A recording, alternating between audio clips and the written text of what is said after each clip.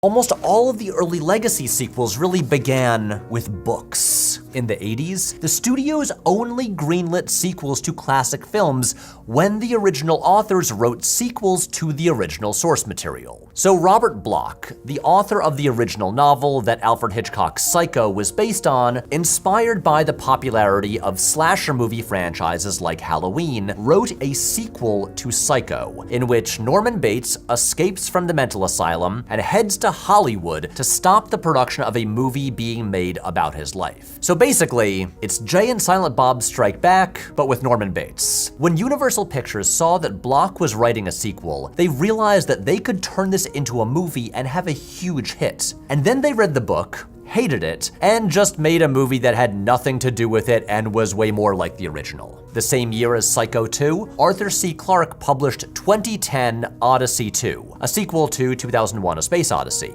And 2 years later, it would become the movie 2010, The Year We Make Contact. In 1984, Walter Tevis published The Color of Money, his 25-year-later sequel to The Hustler, which was immediately adapted into a movie, this time directed by Martin Scorsese. And of course, Walter Murch's Return to Oz loosely adapted two of L. Frank Baum's Oz sequel novels.